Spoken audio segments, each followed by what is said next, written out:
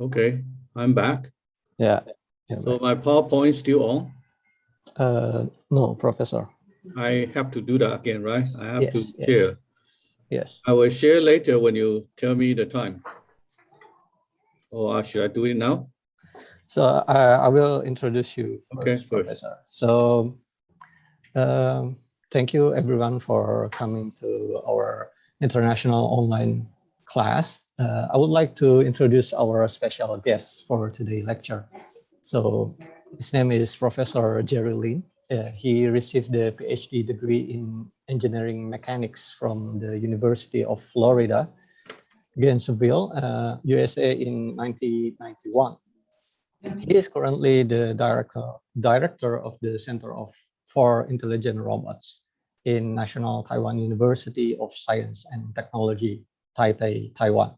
His research has been focused on intelligent robots, intelligent machines, computer vision, artificial intelligence, optimal design, and structural optimization. So please welcome our special guest, Professor Lee. Thank you for becoming our guest lecturer today. Okay, so, Dr. Anton, I'm happy to get a chance to make a presentation for your university. And should I start it now? Yes, you can start now. Okay, let me share the PowerPoint.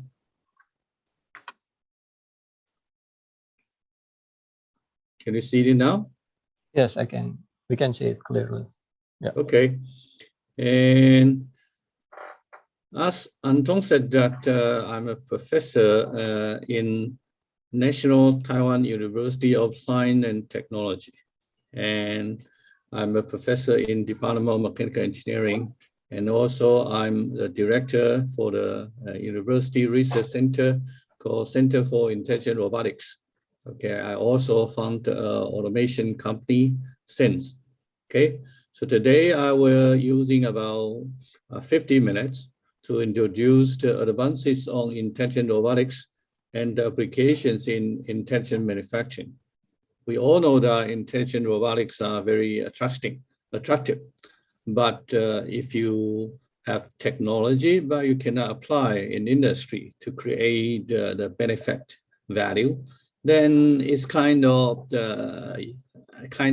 loss. So we conduct a lot of research on intelligent robotics, but we will emphasize how we were using this kind of technology to help industry, to help them in the intelligent manufacturing sector. So today I will share with you some of them.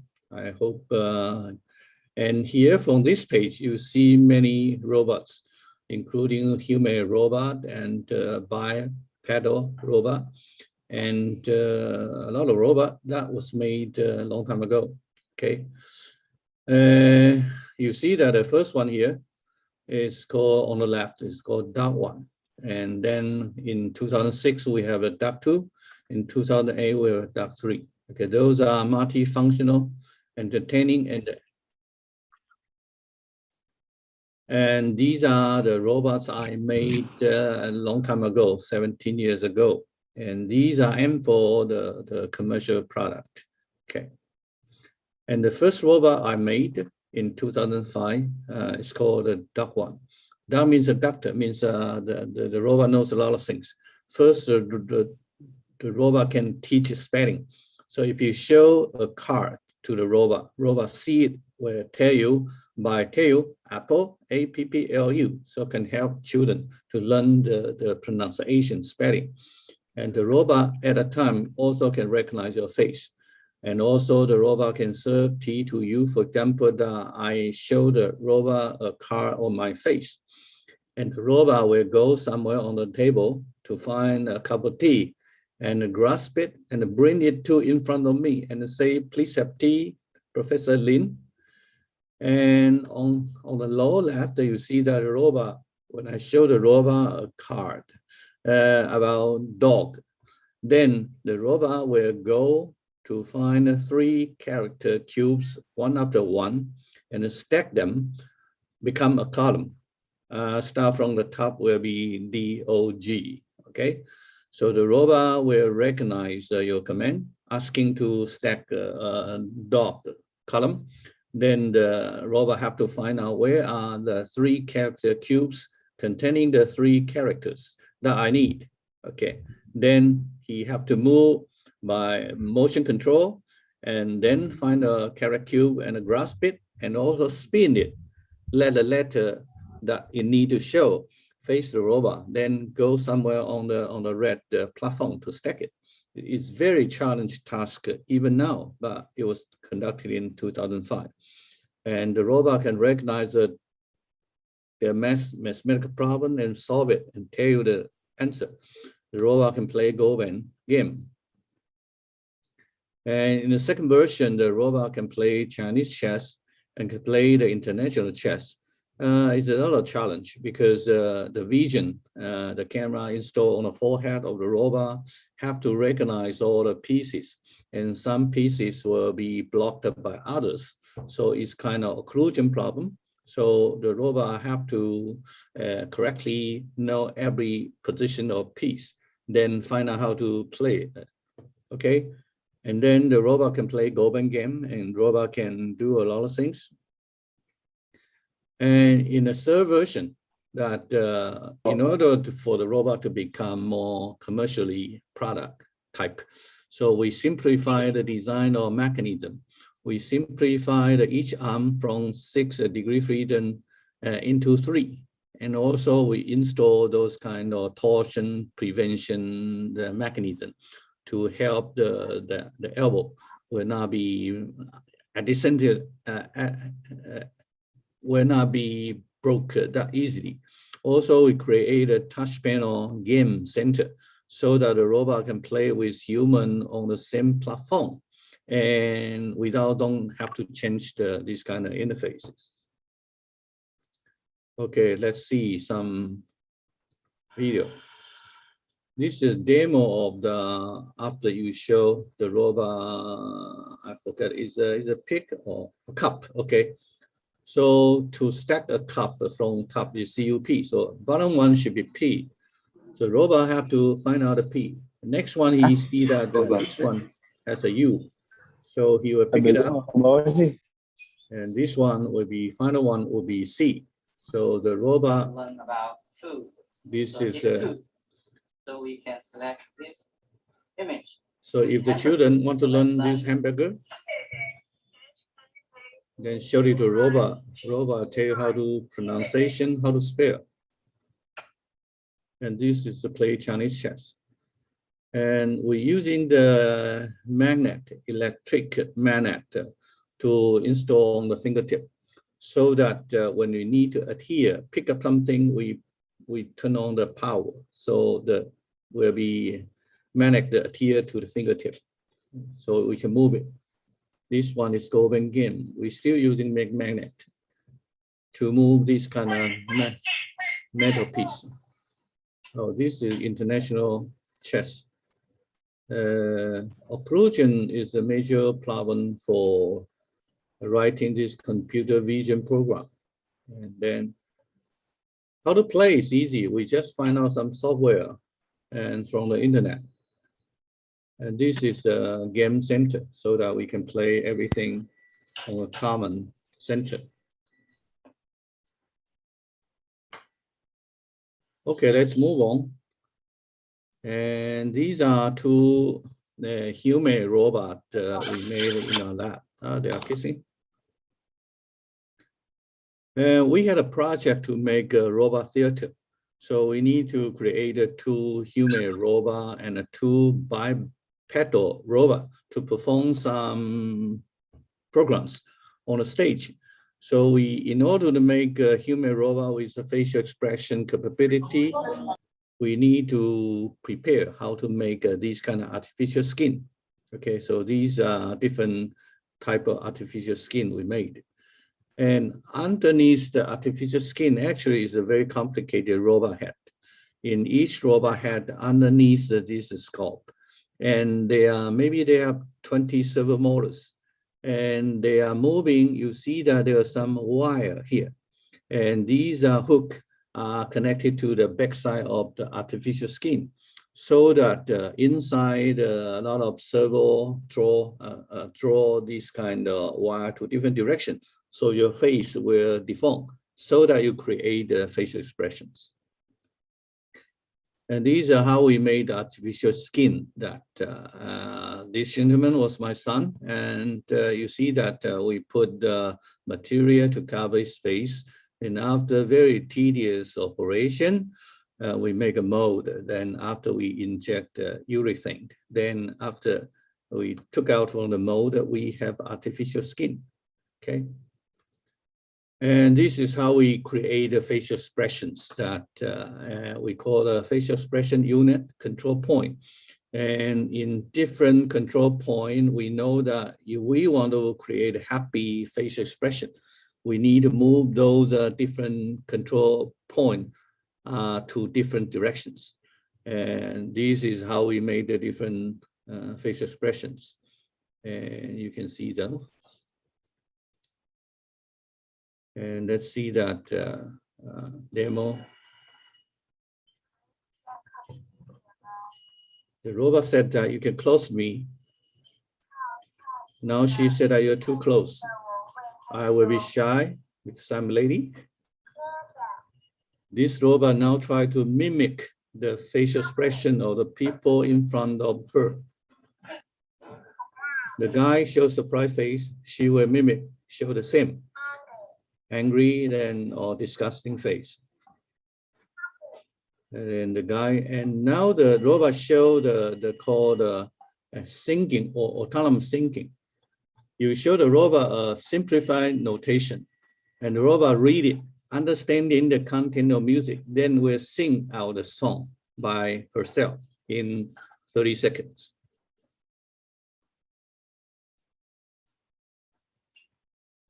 So the song was not created by recording.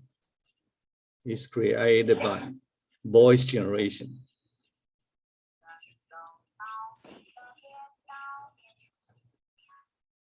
The robot recognizes the content of the song notation and the lyric, and then compose the song by itself in a short time, then can sing it.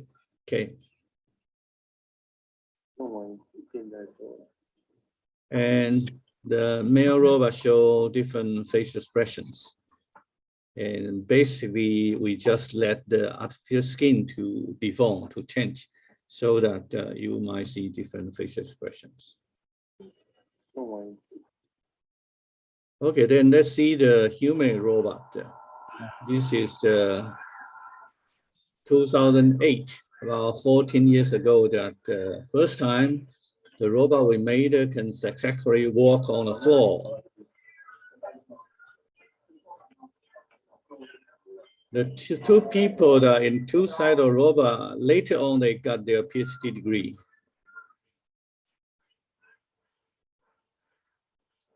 The robot can walk more like a human walking the gesture. Okay, then in the robot theater project, we also made a two-wheel robot, self-balancing robot. They can perform some show. Okay, then after 3 years hard working, we created two human robot with facial expression capability, and also two biped robot, so that we together we perform 5 shows on the stage. And so that was the first robot theater in the world on December 27, 2008, in our campus theater. We have 5 shows. First one is musical notation reading and the singing. You saw that a little bit earlier, that you show the robot the notation and lyric, and then the robot will recognize that and then sing it by using the voice synthesis. The second one is easier, that the two robots using 2 arms to play the 2 line control the puppet. Okay, you see the photo of the 2 puppets. They are in a show, musical show of the Phantom of the Opera. So the 2 robots using hand to control the 2 puppets, and to play like the Phantom Opera.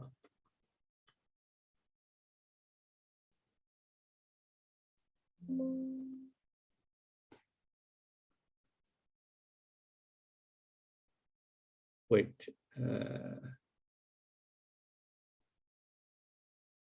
I'm probably moving this page here.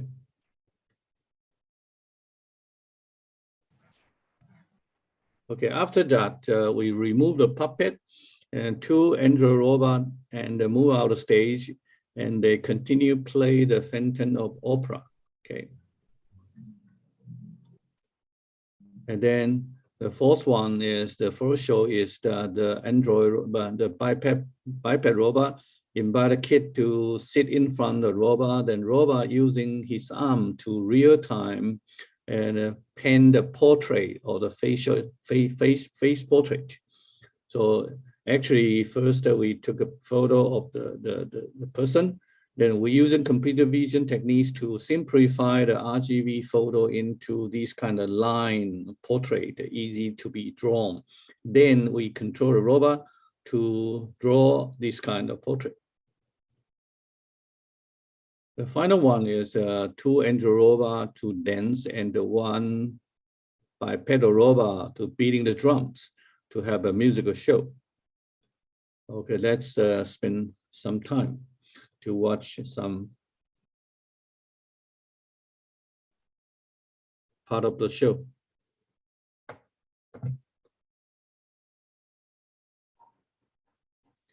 This is inside our university campus theater. And this is the beginning of the show. Remember that this is the world's first robot theater with male and female androids.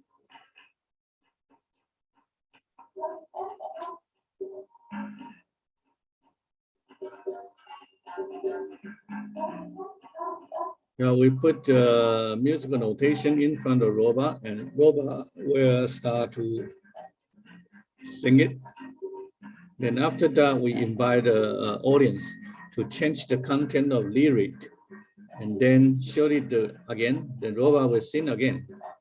This is second show. The 2 puppet was arm controlled by 2 Android robots. Then after that, we remove the puppet. The 2 Android robot step out, continue. You see the 2 arms still in the position for controlling the puppet, and they didn't have time to put them down.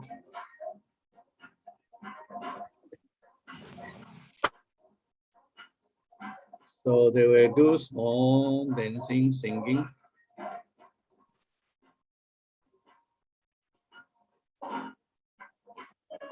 Then after that, we invite a kid to sit in front of the robot, and robot will immediately using his arm to paint the face portrait.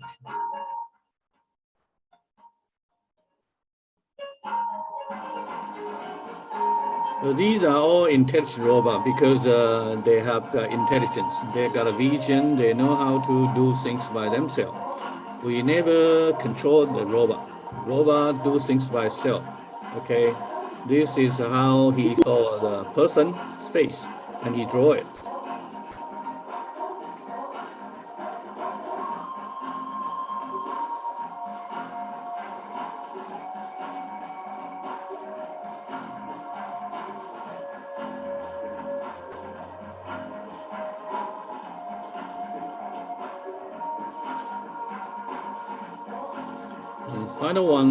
Final show will be robot beating the drum, and 2 Android robot have some musical coordinated dance.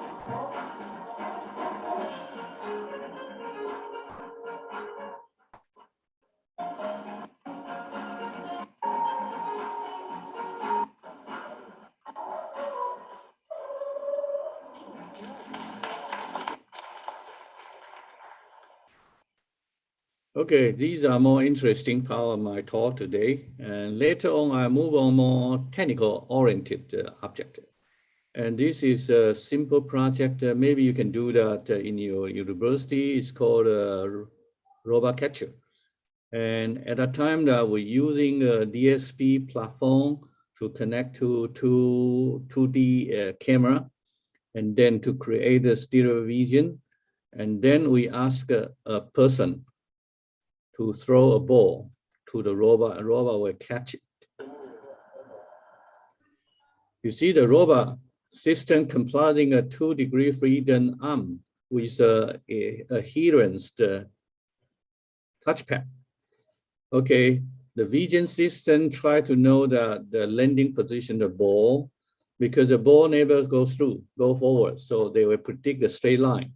But when you throw it, the robot system have to recognize 3 positions of the ball in the space in order to project the trajectory and know where it will land. And then with the limited time, move the touch pad to catch it. Right now, the stereo vision is faster and cheap. So, and also making a 2-degree freedom robot is also low cost. So maybe it's a good project for people to understanding computer vision, stereo vision, and also robotics. But in year 2008, 14 years ago, this is much more difficult.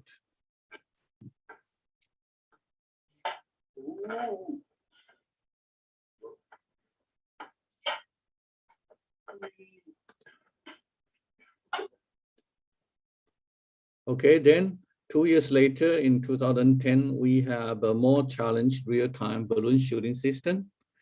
That was for the video tracking applications. You see, the system was like that, assuming that we have a gun person, or he can shoot very well. He has a gun in his arm, so that we're using a 6-degree freedom index robot to replace the arm. Then we use a green dot laser pointer to represent the gun. And we use a camera to represent the eyes of this gunman. So this right-hand side system represents a gunman with a gun. And then in the screen, we're using the projector to project the flying up balloon. And then this gunman try to using the camera, his eye vision, to identify where the balloon and predict its path, then moving his arm to aim, then shoot it, okay? But this is not a real balloon, will not be blasted if you shoot it. So we need another camera to check that. If the red balloon, on top of the red balloon, there's a green dot, means that the balloon was shot. Then the software will change. The balloon will blast and the new balloon will come out. So you see that there are 2 videos. One is facing the robot, one facing the screen, okay? The projector, the software control, the projector let the fly balloon to go up. And you see that the red dot was shot by the robot when the robot saw it aims at a balloon.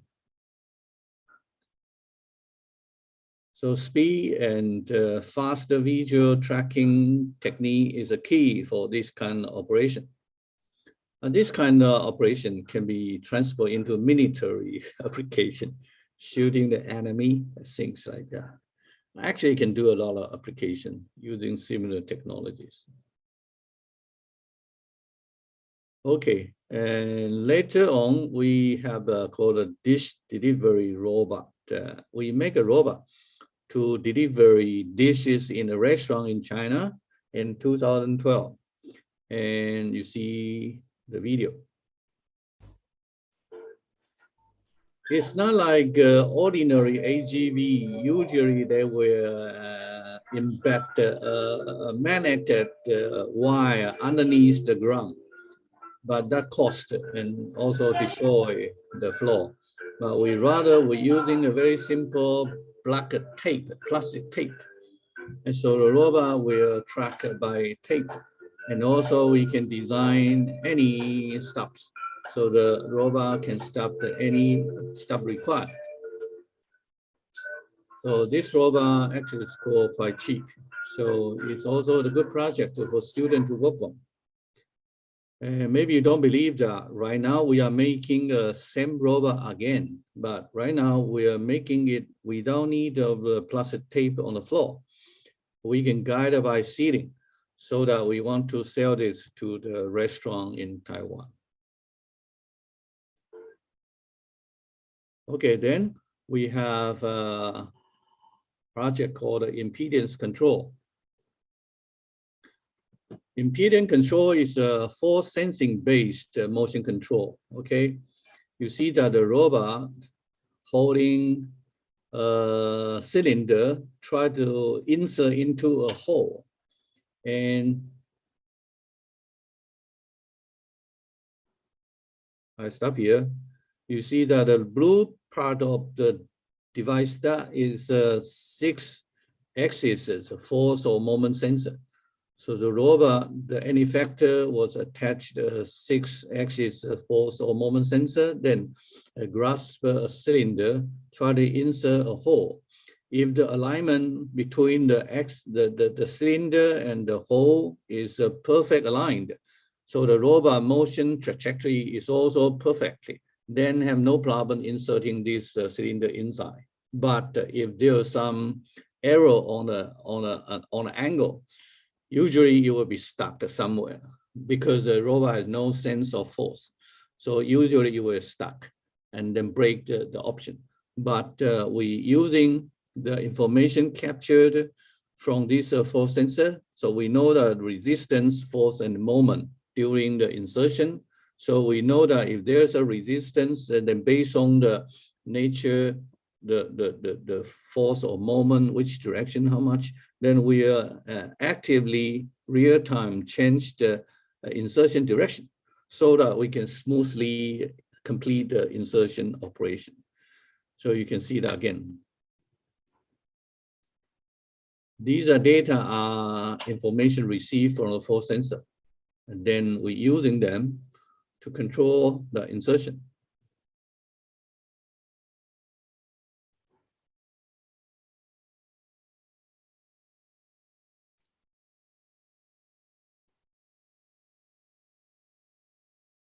That force sensor, we bought it from the market. It's about 7,000 US dollars a piece. Very expensive at that time, but now we can make manufacturing it. And actually, Dr. Anton is helping us on this project. Okay, this is called autonomous system for bicycle frame spray painting by manipulated by index robot in year 2016. Before robot spray on the bicycle frame, it was sprayed by this kind of disc spray. Okay, the disc spray will go up and down, and the bicycle frame will go into like omega shaped path. For first half, they spray on the front side, and then the frame will rotate 180 degrees. So the different side will be sprayed when they go out. And the problem is the bicycle frame is a skeleton. So if you spray it without aiming, then maybe they have a 10% of the spray will draw, actually fall on the ground, become residue, become pollution. So you not only waste some weight, some paint, you also need to pay money to handle this kind of waste, okay? So we create the autonomous software can generate the robot spraying path trajectory for a given bicycle frame. So first, we convert the bicycle frame from its CAD model into point cloud model. If we don't have a CAD model, we can scan. We can do the 3D scanning to get the point cloud model of the bicycle frame. Then we're using computer vision techniques to transform the point cloud model into some skeleton and these kind of key points. So that based on them, we arrange the robot painting trajectory, okay? And these are some of the guidelines. And finally, we create a software so that for any bicycle frame, we get it's a CAD model. In our software, we handle about 5 minutes. Then we create all the trajectory for the robot needed to spray or moving a bicycle. So we can see this. So we have a CAM model. We create a trajectory from our software, and then the robot will spray on the bicycle tubes with the high precision. Okay. The importance of these techniques is that they don't have to teach robot.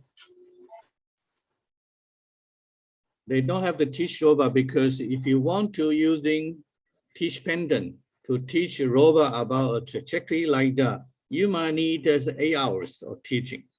Okay, but using our software, it only takes 5 minutes. Okay.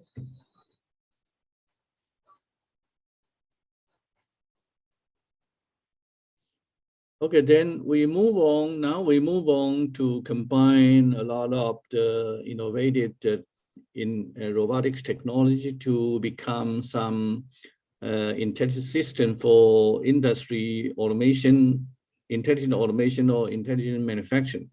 Okay, this is one important technique for 3D object recognition and random bin. Random bin basically is that from a pile of the object inside a bin. So the robot will recognize that and then pick it up one after one. The first thing you have to exactly know the object, where the position and the pose, so you can arrange the proper position of the gripper to pick it up. Okay. And these are the recording that we had many years ago. 2016, 6 years ago. That you see in the bin, we have a cylinder, we have a rectangular brick, and then the robot will pick up one after one by itself. We create the software 100% by ourselves. So you see that the robot pick it up one after one, one after one.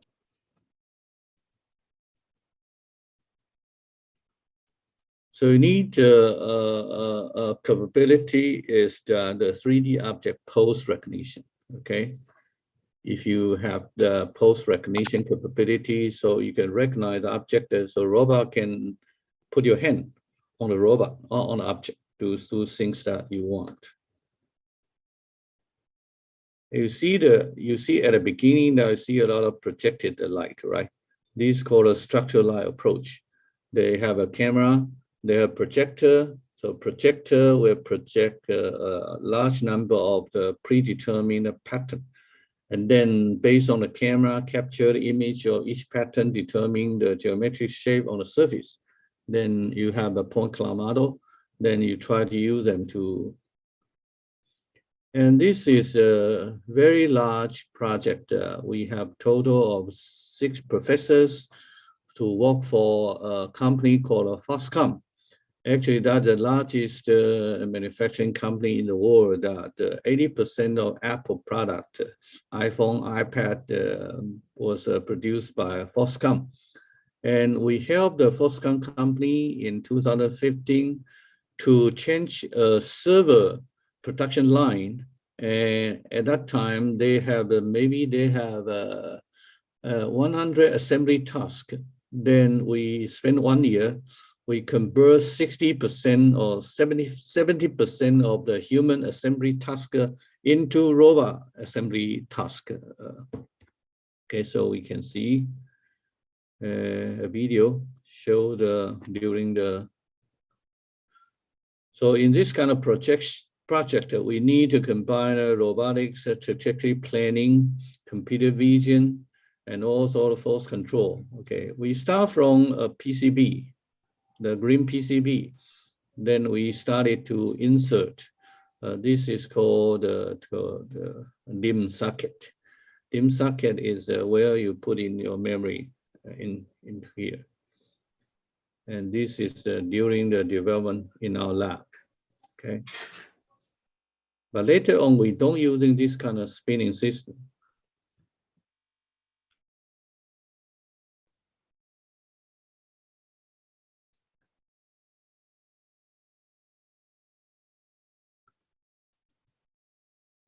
And this is after the assembled. After assembly, they put on the memory card and the CPU. They have to do the testing, running testing. After the running testing, we have to take out the CPU and the CPU heat the dissipator and also the memory and put on the case. Then they will ship out to the customer. So this is taking the memory for testing. This is a fan. So this is the robot is conducting the fan assembly. This blue robot was actually a Foxconn robot.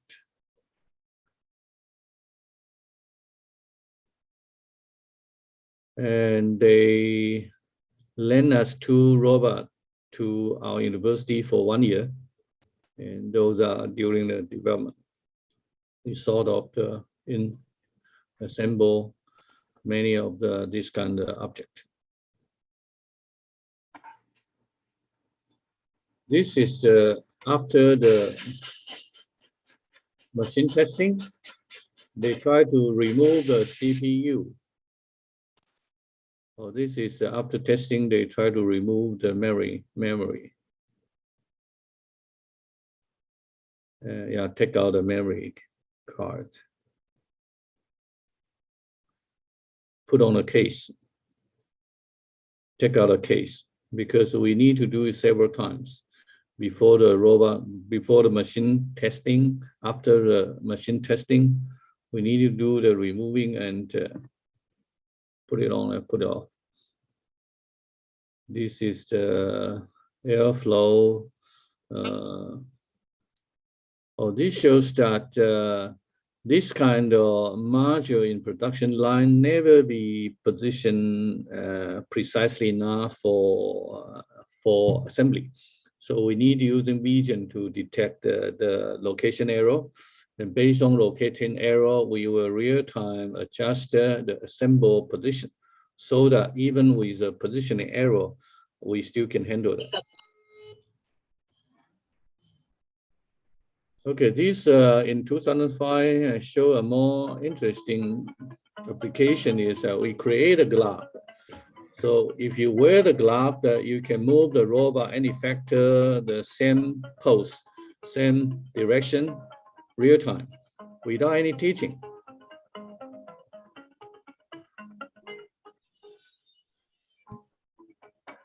So that it will make control robot easier.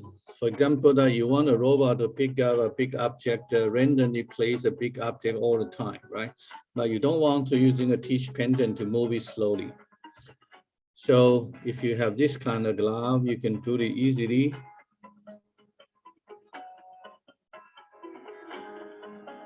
That gentleman was one of my students called Zoda from Ethiopia.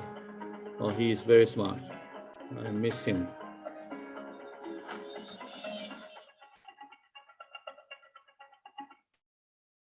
Okay, then we move on. In 2017, we created called autonomous pallet boxes relocation system, assuming that a company, they import some object and they come with a pallet. But because different country, different company, their pallet design different. But for the same company, they receive the object from different where, and they need to, they have to transform into their own pallet for the storage. So this is a system that as long as you put this kind of boxes on a pallet and their pallet underneath the vision system, the robot will move this from this pallet to here, fully autonomous manner. You don't need to do anything. This is in our lab. You turn on the program, the seating, the vision in seating will recognize where are the empty pallet, where are the boxes on the pallet, and they will calculate the position and then determine and create a trajectory of robot to move each layer of boxes to the first layer of on the pallet. Then they will move a second layer of boxes, become the second layer on top of the first layer of boxes. Then they will ship the final layer of boxes become the top layer of boxes.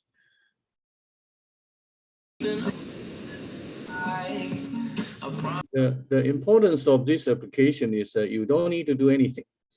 You let the robot system do anything by itself. Okay, so you can save a lot of human, and human maybe can do it, but maybe it takes time and maybe have some error. Otherwise, you need to create a fixed system, every box in the right position, and then you stack in the same way. That one you can do. In some factory, they always produce some same boxes, and then they want to stack in the same form. So by that they can teach. Okay, but here we don't need to teach. We can handle any kinds of the box stacking style and position because they know how to do that by themselves. They are smart people. The robots are smart.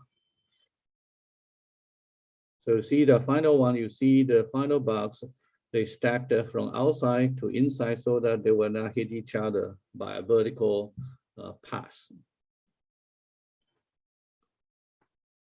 Okay, this is a machine that we created to correct a bicycle frame. A bicycle frame was created by welding process, okay?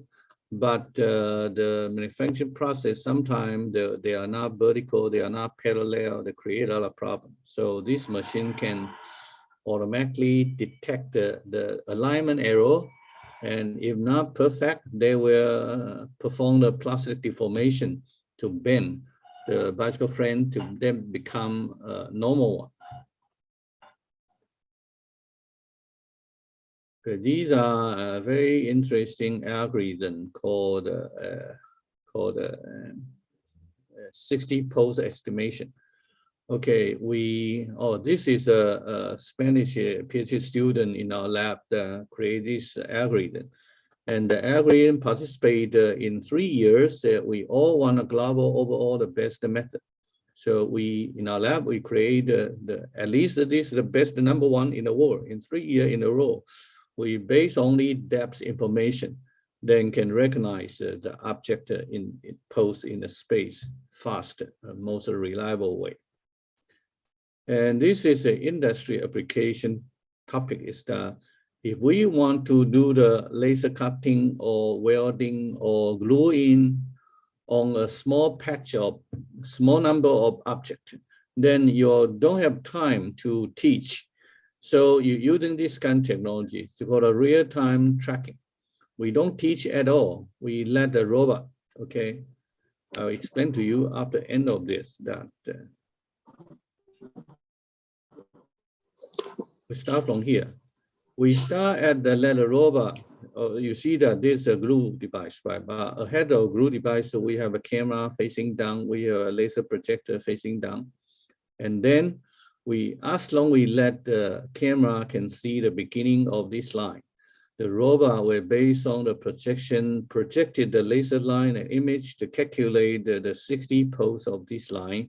And meanwhile, he moved this glue device to apply the glue in the vertical direction, the same distance to along do it fully autonomous manner. No human operation is involved. So by that, any object, any task, you just put it there. And then the robot will do the gluing, laser cutting, welding. And that is the most efficient application in the world on this kind of task. Right now, we are helping the Taiwan industry do the autonomous welding. They have a boat. They are making boat. A boat will need to weld 2 pieces of aluminum alloy together. But during the welding, actually the heat generated in welding will create a deformation on the rest of the part. But don't worry, because we are real-time tracking where the welding seam. So we don't rely on the predetermined fixed trajectory. So we can handle this kind of welding deform situation.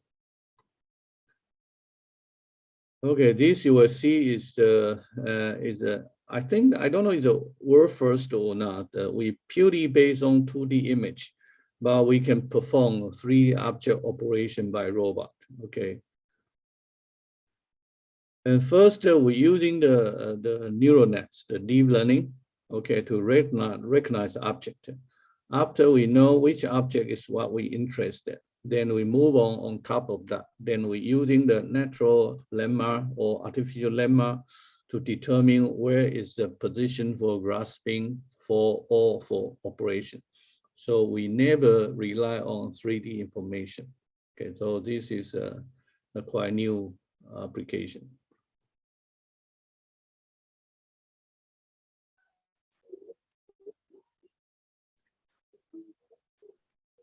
This is very strange, blue coffee.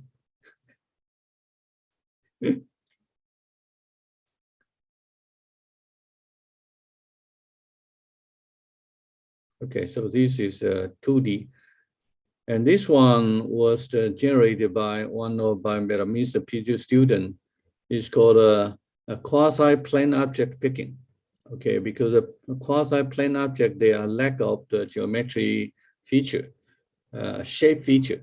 But we combine the AI, computer vision, 2D, 3D vision, so that we still can pick it up.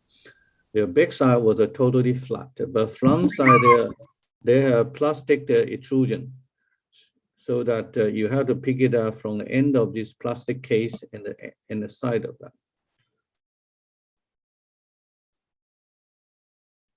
And this is something that we are helping Taiwan's industry is called a small boat or small ocean vehicle propeller. And the propeller after the mold production, and then they need to do one process called the sharpening. You see that on the tip of the foreblade, that is a cutting water side, need to be sharpened just like a knife. And we're using the robot operation to do entirely the sharpening operation. So we need to combine a lot of technology. We need to combine a robot trajectory generation and a 3D scanning, because a different blade, they come out with a slightly different thickness. So we need to detect real time to arrange how much we should sharpen, how many cycles, so that we come out with a constant standard. And this is the second technique that we use to correct the edge position of the propeller. Because the mold production, they come out with a slightly deformation on the edge every propeller. But in order to create a consistent propeller, we need to check the edge position every blade. Then if they are not in the standard position, we need to perform the plastic deformation, so that the blade will become fully the same position on the edge. Okay, this is the software we created that I think that is the world first one. We got the invention patent already, that we given bicycle friend. We will create the two robot welding trajectory. More than that, every welding point depend on the neighboring thickness of the two tubes and the angle forming at that welding point to determine real time what is the voltage and the current of the welding machine, so that the welding effect of that each point will be the best. And this is one application we help the very famous Dr. Martin's book. And on the side, on the bottom, you see this the end that they have a grooving, and we're using robot to do that. And also that because the shoes, they come out, they are not metal, they are not made by CNC. So every piece, the shape will be slightly different. So we perform the real-time 3D scanning to recognize each shoe that where are these kind of this yellow string location. So we come out with a corresponding robot trajectory to perform the proper edge grooving. And we also perform the intentional operation to remove this sand residue on glove head and gold club head. And then we using robot to take a gold glove head to let the camera system to take photos. And then using deep learning to know which position have sand. Then based on that sand in the camera position, we will autonomously move the robot holding this one to go to approach a sand blasting machine.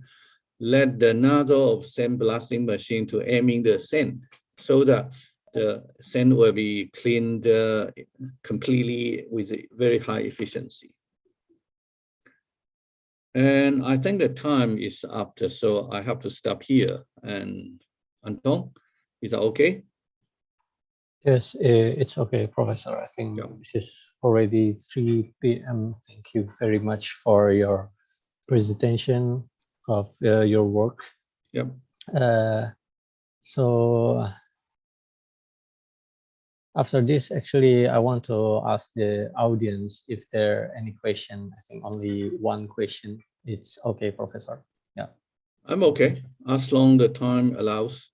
Yeah, I think we still have time. So yeah, I think yeah, Bu Rizky want to ask a question. So Okay, please. Yeah. Okay, good afternoon, Professor Jerry. Yeah. My name is Rizky. Actually, thank you for the interesting presentations. Actually, this is not my kind of expertise. So I'm just wondering, do they capable to do multiple tasks in the same time? Let's say they are smiling when they are serving tea, things like that. And one more question. How do they recognize command? I think that's the questions. Thank you. What is the second question? How do they? How do they recognize command? Command from the from us. Do they? I mean, do they recognize any specific voices or specific motions? And command, they have different approaches. There's some image or voice command, right? Voice command, then you have to speak. They hear, they analyze the content of voice. If image, then you have to determine what kind of pattern. So you show some pattern. The pattern could be a QR code, could be ROV code, could be any artificial lemma, then you already register. So that's called a predetermined lemma, then you register that. So next time when the image, they see something, they will say, okay, yeah, this is something I remember, then they know this is a command. So that's just a mutual communication. There are a lot of approaches. Okay. And first question is what? Do they capable to do multiple tasks, like they are smiling when they are serving tea, or they are I mean, they are recognizing faces while they are receiving any comments, like grab that things and put that. You mean a robot, right? Yes, that robot. I think that as long they have a multiple processor. Okay, they can do multiple things, not like human, because we only have a brain, right? Yeah. And we are not good in doing the more than one thing at one time. Okay. But if we have a two processor, and then we have multiple sensor, right? Then we send different the information to different processor. They will create a action. As long as action will not interfere, okay? Like I have a right hand can do one task, left hand can do another task. Yeah. Then I have two processors, right? Two processors, they can real time do two things. That's fine for robot system. Okay. Thank you very much. No problem. Thank you. So, Professor, do you still have time? Yeah. So I would like to invite another one if there's any question from the audience want to ask about Professor Jerry Lin's project. Yeah, or anything. Kan dulu kan batasan dulu sisa.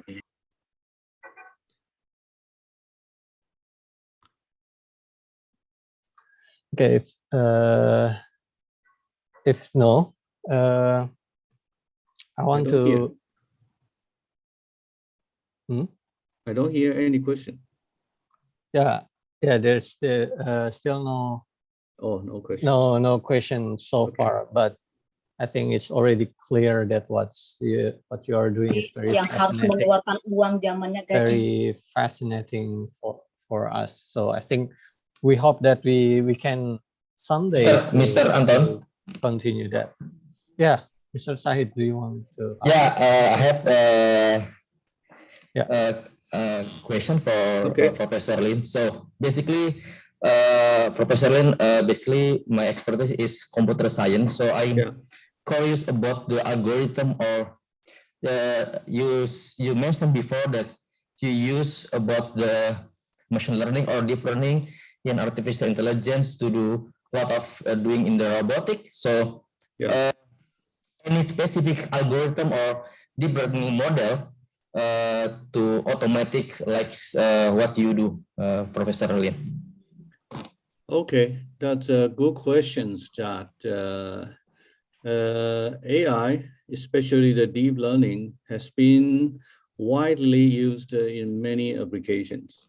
Okay, so in our lab, we're using the deep learning to perform many tasks, including the AOI. AOI is automatic optical inspection. Okay, and also user recognition. Okay, so and classification and I think that there are different algorithms in terms of neural nets. They are reporting every day, so it should take some time. When you have a task in your hand, you should search who has already done similar research and what kind of algorithm they had proven useful. So you might take reference to that, because there are no standard solution which one should be the best, because we don't know the nature of application. So you should depend on the nature of your application, then to pick up some suitable one to start with. And you can find out a lot of references on the website to do that. That's my suggestions. I think that's answer your question, Mr. Sahid. Thank you, Professor Lin. Okay, thank you very much, Professor. So I would like to invite you and the audience to have a picture. So can you stop sharing the PowerPoint? Yeah. Okay, Pak Astia, can you do the picture, please? So everybody can turn on the video and then we can take a picture. So, yeah. Make sure your face is bright. Yeah. Someone's quite dark. I cannot see properly on the face. Yeah. Okay, we will start in 5. 1, 2, 3, 4, 5. Okay, next slide. 1, 2, 3, 4, 5. Okay, the next slide. 1, 2, 3, 4, 5. Okay, next slide.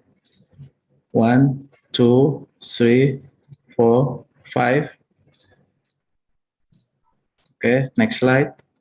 1, 2, 3, 4, 5. Okay. Next slide.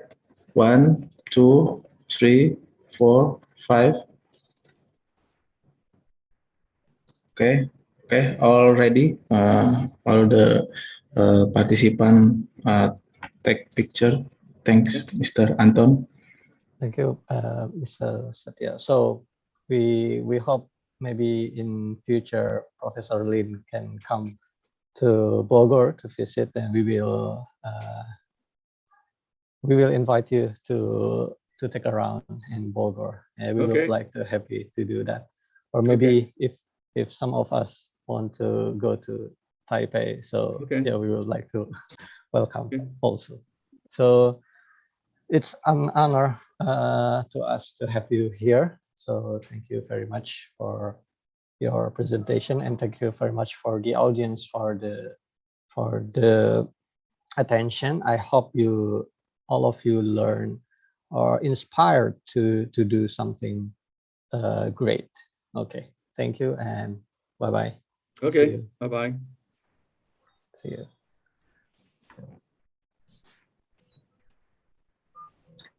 Oke, terima kasih Terima kasih. atas pertemuannya. Nanti akan diberikan sertifikat ya lewat email. Selanjutnya nanti topiknya mungkin di akhir bulan ya, Pak Anton ya. Insya Allah. Nah, nanti ada sesi ketiga dan keempat, ada 2 sesi lagi. Ditunggu kehadirannya dari rekan-rekan dosen dan mahasiswa. Terima kasih semua. Assalamualaikum warahmatullahi wabarakatuh. Waalaikumsalam warahmatullahi wabarakatuh. Waalaikumsalam.